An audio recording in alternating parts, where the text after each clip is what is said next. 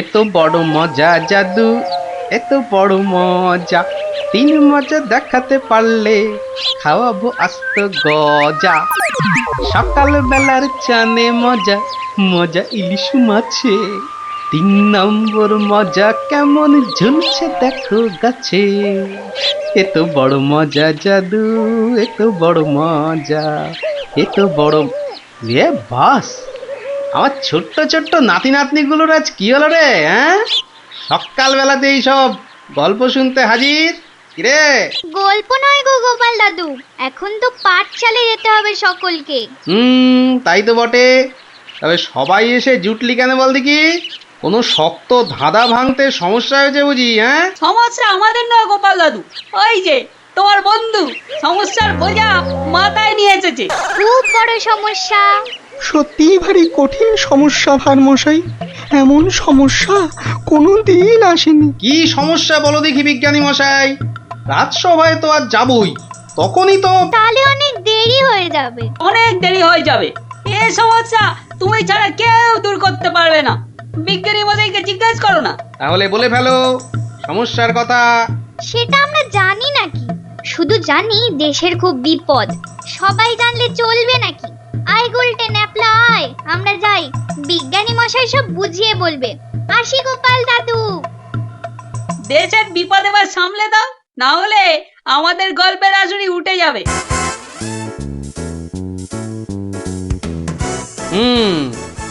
বাচ্চাগুলোকে খুব করে বিপদের গল্প বলা হয়েছে না? হ্যাঁ, তুমি হলে মিটমিটে শয়তান। না ভারমশাই না, সত্যি বিপদ। আরে বাবা, কিসের বিপদ? মাথার উপর রাজা কৃষ্ণচন্দ্র, তিনি থাকতে আবার বিপদ কি? হ্যাঁ, বিপদ কি ওই ছেলের হাতের মোয়া বললেই চলে আসবে? তাই হয়েছে মশাই, কাল রাত্রে মুর্শিদাবাদ থেকে ল্যাংড়া হরকরা এসছিল। ল্যাংড়া হরকরা মানে ওই নবাব দরবার থেকে জরুরি তলব? তলব নয়, বর্গি আসবে। মহারাজ কৃষ্ণচন্দ্রকে চুরি করে নিয়ে যাবে, ষড়যন্ত্র চলছে। ষড়যন্ত্র? হাহ, কার বুকে এত বড় পাটা যে মহারাজকে ষড়যন্ত্র করে ধরে নিয়ে যাবে? হাত দিয়ে চাঁদ পেড়ে নেবে? কে ষড়যন্ত্র করেছে জানি না ভারমশাই, তবে ল্যাংড়া হরকরা তো বাজে খবর আনে না। ওই ওই ওই যে ওই যে শোনো, রাজপ্রাসাদ থেকে ঢেড়া দিতে বেরিয়ে পড়েছে।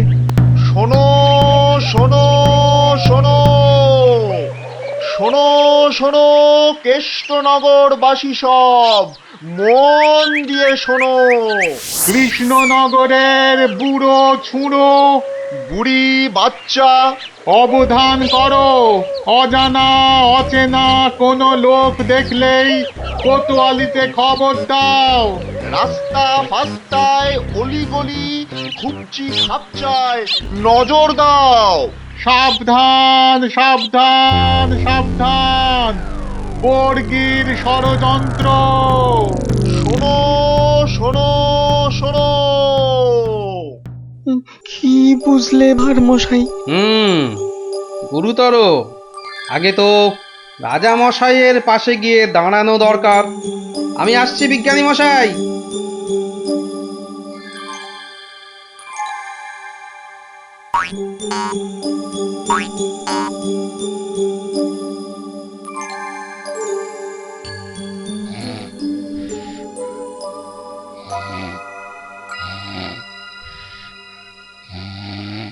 একেবারে বুঝতে দেয়া চলবে না রাজা মশাই। তুমি থামো দেখি মন্ত্রী, কিন্তু সেনাপতিটা কোথায় গেল? যত সব অপদার্থ। আমি বলি কি মহারাজ, আজ রাজসভা থাক, এই ঘরের মধ্যেই না হয়। না না, সে হবে না, ঘরের মধ্যে আমি থাকবো না। সভায় না বসলে আমার হাই ওঠে। উঠুক না, উঠুক উঠুক, পাশে থাকবে দুটো বালিশ, দরকার হলে গড়িয়ে নেবে। গড়িয়ে নেবেন? কে বুদ্ধি? গড়াতে গড়াতে রাজা গড়গড় করে নাক ডাকলে কি বলবে লোকে? হ্যাঁ, তা নয়, আসলে চপ, একটাও কথা নয়। চলো রাজসভায়।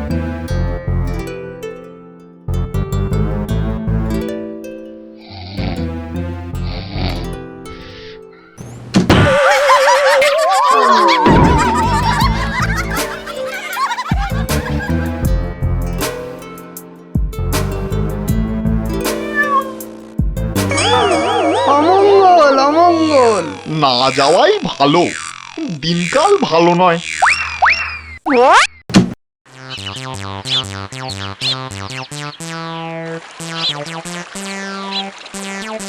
পেন নাম্বার মশাই, পেন নাম।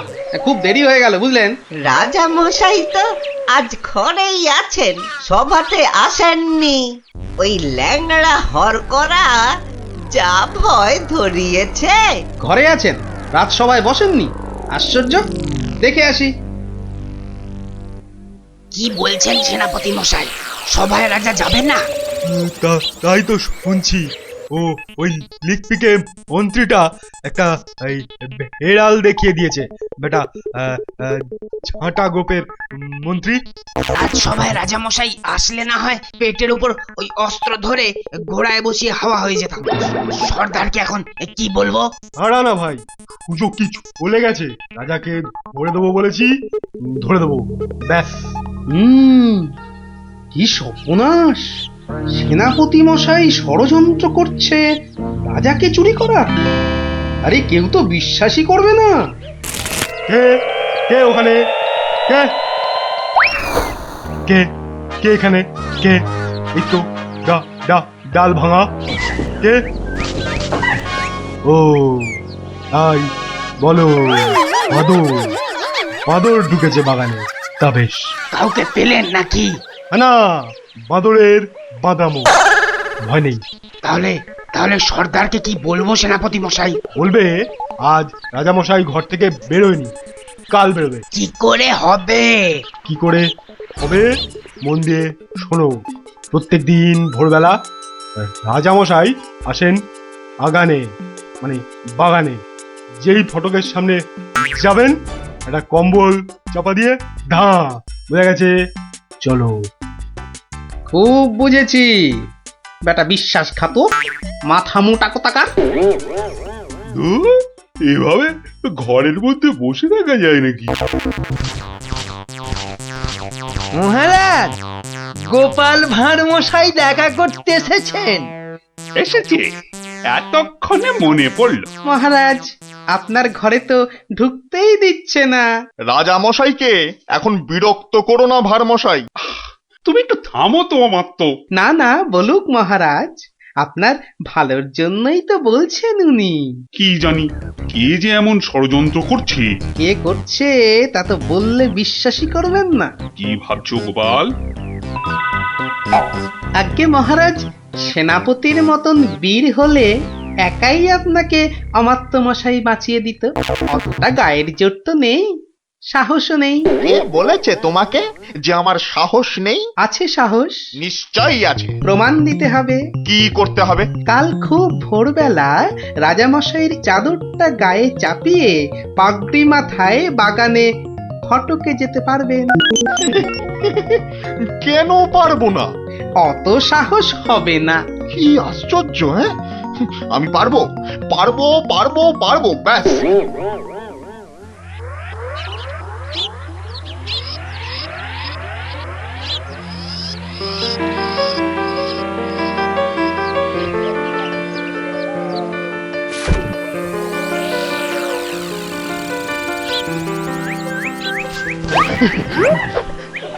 ধ্যাত কলা, একেবারে ভয় পাইয়ে দিয়েছিলি। একদম বাদর।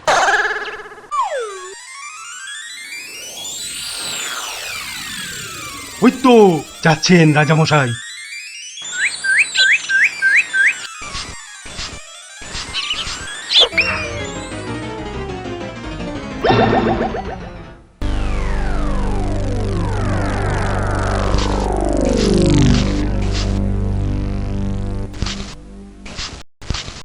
অদ্ভুত কথা, আশ্চর্য ব্যাপার।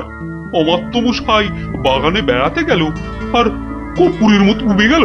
মন্ত্রী, একদম ভাববেন না মহারাজ, সেনাপতি নিজে গেছে তদন্তে। মালিকই বলছে দেখেছে অমাত্যকে। আমি তো বেলায় এসেছি মহারাজ, কাউকেই দেখিনি। আহা, এবার এবার কি করে মুখ দেখাবো আমি বলো তো? গোপালের কথায় সাহসের প্রমাণ দিতে গিয়ে অমাত্যটা যে বেঘরে মরল। মরলেই হলো নাকি? অমাত্য মশাইকে রাজা মনে করে ধরে নিয়ে গেছে মহারাজ। ওকে নিয়ে কি করবে? আপনার পাগড়ি আর চাদরটা পরায় ভেবেছে রাজা কৃষ্ণচন্দ্র তুমি জানতে এসব হবে? গুরুদেবের দয়ায় আঁচ পেয়েছিলাম মহারাজ। গুরুদেব? তোমার আবার গুরুদেব কে? হ্যাঁ, শ্রী শ্রী 108 বাবা কেবলানন্দ জিউ বাবা। ওই তো সেনাপতি মশাই এসে গেছেন। চুপ করে কেন সেনাপতি? আরে আরে তদন্তের কি হলো? অমাত্যটার হদিশ পেলে? ও এ যাবো রাজামশাই, মনে হচ্ছে বাঁদরে তুলে নিয়ে গেছে, ভয় বোধহয় অজ্ঞান হয়ে গেছে। দুটো বাদরেই বোধহয় তুলে নিয়ে গেছে অমাত্যটাকে। দুটো বাঁদর? কি করে জানলেন আর মশাই? গুরুর দয়ায় সেনাপতি। একটা বাদর কখনো পারে অমাত্য মশাইকে চাগাতে? অত কথা জানতে চাই না, বেরিয়ে পড়ো বেরিয়ে পড়ো। সন্ধ্যার আগে অমাত্যটাকে হাজির করাতেই হবে, নইলে কিন্তু সেনাপতির চাকরির দফা রফা। ব্যাস।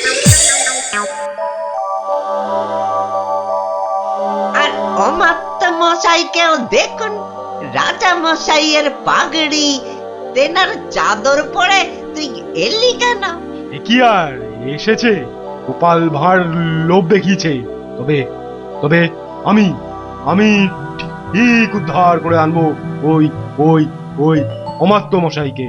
এরম ঘটলে তো বাগানে আসাই ছেড়ে দিতে হয়। হারবে কেন?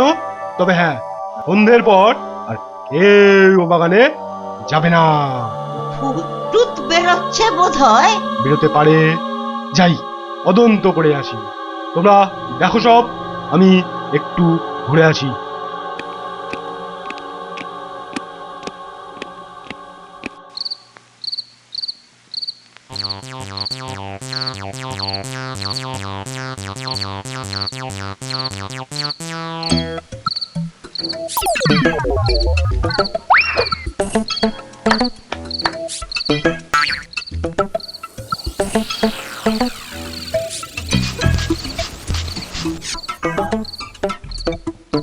দুর্মশাই, কাকে রাজা বলে দেখালেন বলুন তো? মনে হচ্ছে রাজা নয়। তোর ওটা রাজা নয়। রাজা তো নয়, ওটা অমাত্য মশাই রাজা সেজে বেরিয়েছিল ভোরবেলা।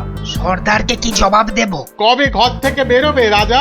এরোবে না, এরোবে না, মহাভীতু ওর মন্ত্রীটা, বেরোতেই দেবে না।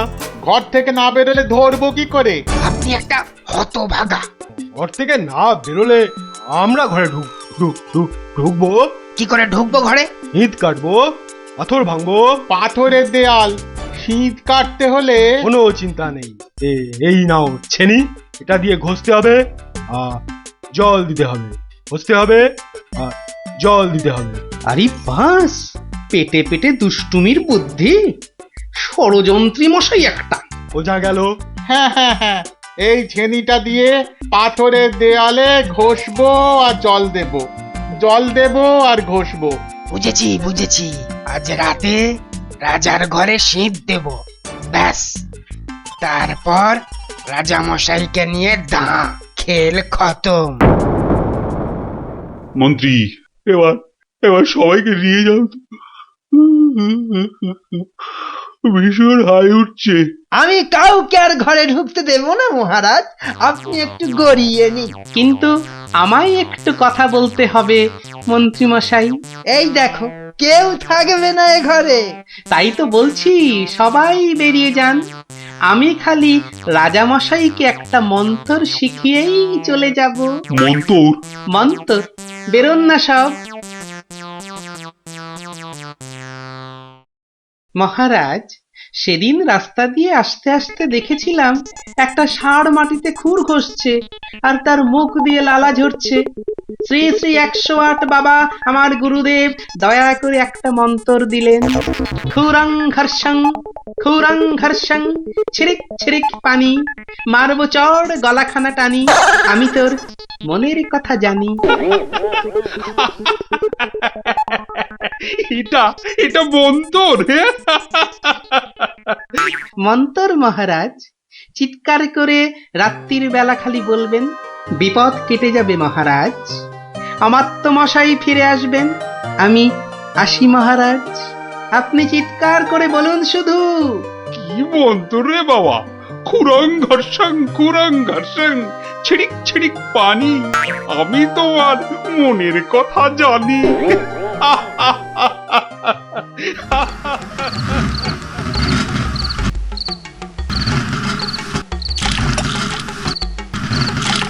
খুরং ঘর্ষং ছিড়িক ছিড়িক পানি, আমি তোমার মনের কথা জানি।